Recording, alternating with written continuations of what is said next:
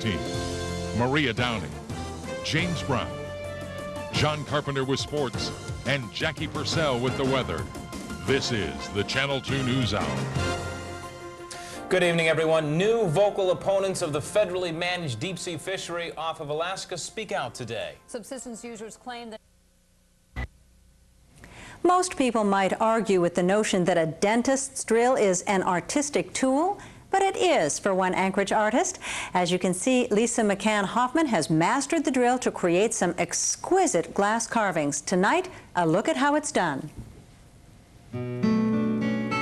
One glance at this glass art, and you may think it's been etched. But closer inspection reveals something quite different going on here. A lot of people confuse it with etching, and I consider etching done more with acids, and I don't use any chemicals with this. What Anchorage artist Lisa McCann Hoffman does use might surprise you. Normally I will carve the deepest part first. It's almost a dyslexic or backward process. But as we watch her go through the initial steps, let's go backward to when it all started, 10 years ago when Lisa was a dental assistant. To make a long story short, I became really allergic to latex and I couldn't work with patients. And I was diving and scuba diving in Hawaii, and when I was there I saw some art that really impressed me. I wanted to learn how to do it, but didn't have a clue.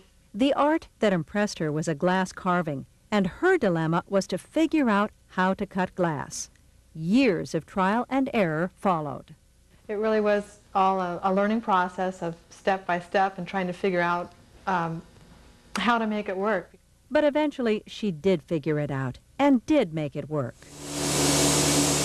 It's sculpting glass through a process of high-pressure sand blasting and diamond engraving. This actually does remove glass in quantities depending on the pressure and how long I stay on a certain area. With some astounding results, much of which reveals her love of scuba diving. Because I started out doing aquatic creatures, I really like the qualities of water that glass has. The final finish work is done with, what else? A dental tool. This is friendly dentistry.